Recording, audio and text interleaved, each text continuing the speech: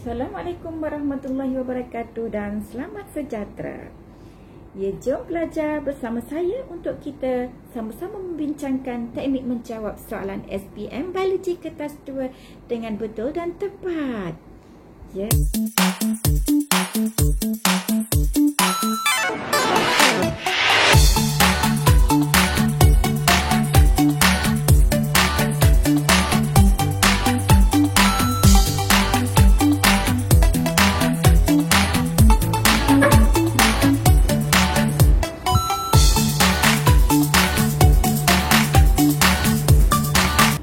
Semoga sesi ini bermanfaat untuk anda semua.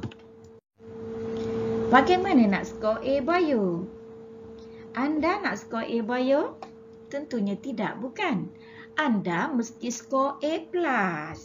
Ya, bagaimanakah untuk skor A+ Bio? Pastikan pertama sekali ialah anda mestilah mengulang kaji sentiasa. Dan seterusnya memilih sumber rujukan yang betul. Dan pastikan sumber rujukan yang paling utama bagi anda ialah buku teks. Dan seterusnya pastikan teknik menjawab yang betul.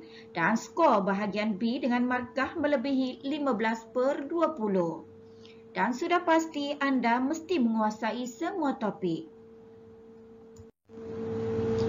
Dan hari ini cikgu ingin mengkongsikan kepada anda bagaimana anda nak skor bahagian B iaitu soalan esei. Yang pertama sekali pelajar, pastikan anda memilih soalan yang anda betul-betul menguasainya. Dan yang kedua, jangan lupa bina dulu rangka jawapan. Jangan gelojoh. Dan yang ketiga, pastikan anda mempunyai teknik menjawab yang betul. Kita lihat contoh soalan ini. Ini adalah contoh soalan yang melibatkan graf. Stimulus dalam soalan ini sudah pastilah graf. Dan bila anda diberikan graf, perkara pertama ialah anda mesti memahamkan apakah yang dimaksudkan dengan graf ini. Ya, sebelum itu kita baca dulu soalan ini. Berdasarkan graf pada rajah 6.3, terangkan perbezaan perubahan peratusan kandungan oksigen terlarut dan karbon dioksida terlarut dalam kolam itu di peringkat X, peringkat Y dan peringkat Z. Jumlah markah yang diberikan adalah sebanyak 10 markah. Jadi pelajar, apakah yang perlu kita buat? Ya, pertama sekali pelajar, cari keyword ataupun kata tugas dalam soalan ini yang boleh membantu anda. Jangan lupa jawapan anda mesti berdasarkan kepada maklumat yang ada dalam graf 6.3 sebab ini telah dinyatakan dalam soalan. Ya, apa yang dikehendaki dalam soalan ini? Ya, menerangkan perbezaan perubahan peratus. Perbezaan perubahan. Nampak tak? So, perbezaan perubahan apa? Ya, peratus oksigen terlarut dan juga peratus karbon dioksida terlarut. Di mana? Ya, di peringkat X, Y dan Z. So, pada graf ini kita dapat 3 peringkat X, Y dan Z. Jadi anda perlu menerangkan perubahan peratus oksigen dan juga karbon dioksida di ketiga-tiga peringkat ini.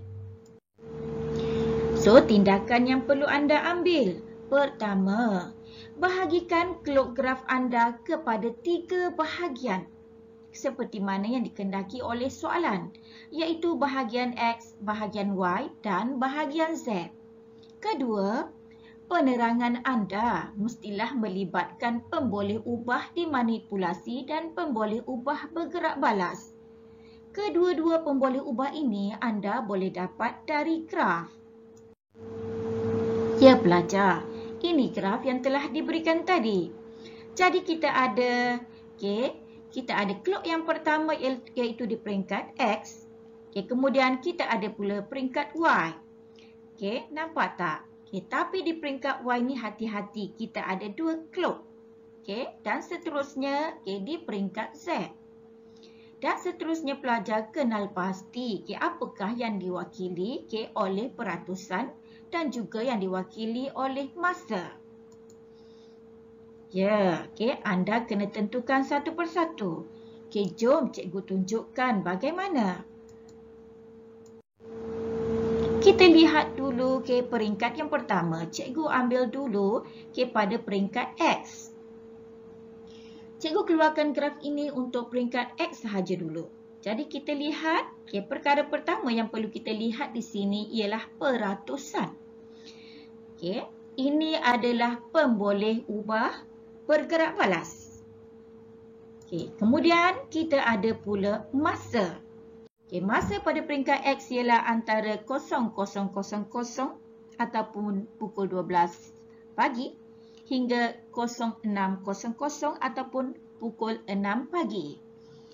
Jadi ini adalah pemboleh ubah dimanipulasi. Seterusnya anda perlu tahu apakah yang diwakili oleh peratusan karbon dioksida terlarut dan juga peratusan oksigen terlarut. Sudah tentulah kedua-dua ini sebenarnya menunjukkan proses fotosintesis dan proses respirasi yang berlaku di dalam kolam itu. Dan seterusnya kita lihat apakah yang diwakili oleh masa. Cuba fikir apakah yang diwakili oleh masa ini sebenarnya. Ya, yang diwakili oleh masa ini sebenarnya adalah perubahan keamatan cahaya. Jadi sekarang pelajar kita perlu tentukan F1.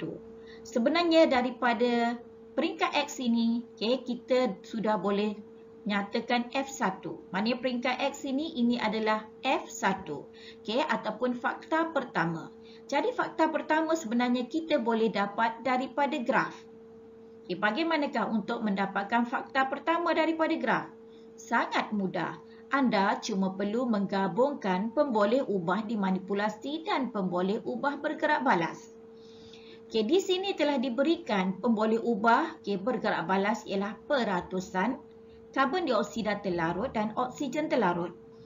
Manakala untuk pemboleh ubah dimanipulasi ialah keamatan cahaya. Ataupun masa di sini. Masa iaitu antara pukul 12 pagi sehinggalah pukul 6 pagi. Seterusnya, selepas F1, kita mesti tentukan penerangan untuk F1. Dan penerangan kita, hendaklah kita masukkan sebab dan juga akibat. Sebab dan juga akibat. Kita tengok apa yang kita boleh keluarkan F1 daripada graf ini. Sangat mudah. Nampak tak F1? Antara jam 00.00 hingga 06.00, peratus oksigen berkurang, manakala peratus karbon dioksida meningkat. Jadi ini memang kita dapat daripada graf. Untuk seterusnya, P1 dan P2, masukkan sebab dan akibat. Mengapa berlaku peratusan oksigen berkurang dan juga peratusan karbon dioksida meningkat. Dan kesannya apa pula? Jom kita lihat. Jadi pada jawapan anda, pastikan anda tulis tajuk. Tajuknya ialah pada peringkat X ataupun anda tulis sahaja pada X. Jadi pada peringkat X, tajuk ni sangat penting pelajar. Kalau tak ada tajuk, anda cuma tulis jawapan, nanti anda akan kehilangan markah, ya. Anda akan kehilangan markah sebab pemeriksa tidak tahu anda sebenarnya merujuk kepada bahagian mana. Jadi pastikan anda tulis pada X. Antara jam 00.00 hingga 06.00, peratus oksigen berkurang manakala peratus karbon dioksida meningkat. Tadi ini kita dah dapat daripada graf. Kita tengok sebab kenapa. Ya, kerana pada masa ini keamatan cahaya berkurang. Ini dapat daripada mana? Dapat daripada paksi X. Dan seterusnya, akibatnya apa? Akibatnya ialah tiada tindak balas cahaya berlaku. menyebabkan sedikit oksigen terlarut yang dibebaskan. Okey, mudah bukan? Ya, anda sudah dapat 3 markah di sini. Okey, kita tengok pula untuk keluk yang kedua iaitu pada peringkat Y. Okey, untuk yang peringkat Y ini adalah F2. Kenapa F2? Okey, kerana inilah fakta yang anda boleh dapat daripada graf. Okey, apakah F2 yang kita boleh dapat di sini? Ya, dalam F2 seperti mana juga dalam F1, anda mesti nyatakan masa dan juga anda mesti nyatakan peratusan oksigen dan karbon dioksida terlarut. Jadi F2 anda, okay, anda akan dapat seperti ini.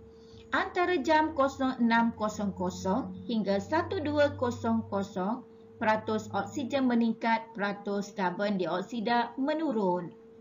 Jika kita lihat pada peringkat Y ni, sebenarnya kita boleh bahagikan kepada 2 keluk. Kerana kalau kita lihat di sini antara pukul 6 hingga pukul 12, peratusan oksigen dan juga peratusan karbon dioksida berubah selepas pukul 12. Jadi pelajar, untuk ini kita boleh tambah penerangan. Kita boleh tambah penerangan di sini nanti. Kita tengok dulu untuk F2. Jadi F2 ini telah ditunjukkan pada graf. Dan seterusnya, kenapa? Kerana keamatan cahaya matahari meningkat. Akibatnya apa? Kadar fotosintesis lebih tinggi daripada kadar respirasi. Untuk dapatkan penerangan seterusnya, so oksigen yang dihasilkan adalah lebih tinggi. Jadi F2 setakat ini anda sudah boleh mendapatkan 4 markah. Senang bukan? So kita lihat seterusnya. Jadi penerangan seterusnya ialah kesan kepada P5. Organisma akuatik menjalankan respirasi berterusan. Oksigen digunakan dan karbon dioksida disingkirkan. P7. Kita lihat tadi pada graf pada jam 12. Keamatan cahaya adalah maksimum. Jadi kita lihat di situ menyebabkan kadar fotosintesis adalah maksimum. Bagaimana kita tahu maksimum? Kerana kadar penghasilan oksigen adalah paling tinggi pada pukul 12 tengah hari. Ini juga ditunjukkan oleh graf. Dan seterusnya F3. F3 iaitu pada keluk ataupun pada peringkat Z. Selepas jam 12.00 hingga 18.00, peratus oksigen adalah rendah tetapi peratus karbon dioksida yang lebih tinggi. So P yang seterusnya atau penerangan seterusnya ialah kenapa? Kerana keamatan cahaya menurun. Dan seterusnya efeknya apa? Menyebabkan kadar fotosintesis berkurang. Dan penerangan seterusnya menyebabkan penghasilan oksigen terlarut adalah rendah. Kemudian kita boleh tambah juga untuk F4. F4 kita boleh ambil antara jam 18.00 hingga 24.00. Peratus oksigen terus menurun dan karbon dioksida terus meningkat. Jadi kesannya apa? Ataupun sebabnya apa ya? Sebabnya disebabkan oleh keamatan cahaya berkurang. Disebabkan apa? Ya, disebabkan keamatan cahaya berkurangan secara berterusan. Dan akibatnya ialah kadar fotosintesis kekal berterusan menurun. Jadi sekarang pelajar, anda boleh dapat 10 markah dengan mudah. Yang penting ialah anda memahami ataupun cuba fahamkan betul-betul graf yang telah diberikan kepada anda dan pastikan anda menjawab dengan detail. Sangat penting bagi pelajar, pastikan anda tidak menggabungkan semua peringkat X, Y dan Z dalam satu ayat. Terangkan satu persatu. Jika anda diberikan soalan graf, pastikan setiap keluk anda terangkan satu persatu. Dan ingat pelajar, hati-hatilah semasa menjawab soalan esei. Sebenarnya, esei adalah bahagian yang sangat senang untuk anda skor. Sekian, terima kasih. Semoga semua mendapat A+ Biologi. Cikgu mendoakan result yang terbaik untuk anda. Terima kasih. Assalamualaikum warahmatullahi wabarakatuh.